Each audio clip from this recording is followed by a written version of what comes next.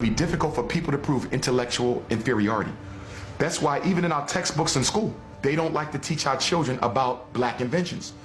Because even greater than our African history are our American inventions. Because from nowhere, you're coming up with things that revolutionize the American social and economic order. Well, basically, there is a proverb that says that the only thing that peoples of European descent ever created was the patent office, because they stole everybody else's ideas and put their name on it.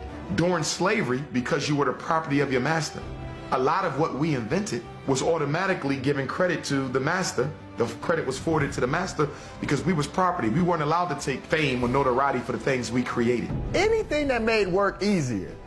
Why would white people want to invent something that make work easier when they have black folks to do it? You have a huge incentive to try to get things to move smoothly so that, you don't get any more lashes, or somebody doesn't now have to sell someone else in your family. There was a lot of incentive to create inventions. And that's another thing. Most of our black inventors had to deal with idea theft. White folks would come in and say, we did it first because we didn't necessarily know the process or have the money to patent our inventions.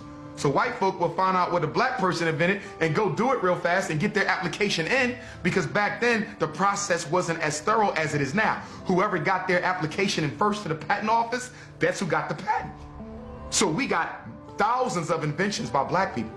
We'll never even know it because of the fact that they were stolen. They don't want anyone to know that we invented things. So if it wasn't for black people, white people couldn't take a dump. A black man invented the toilet, and he just made it white on purpose.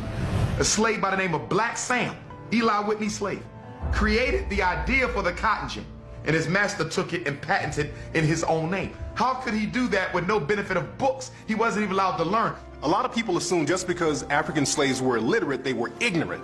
And there's a real big difference.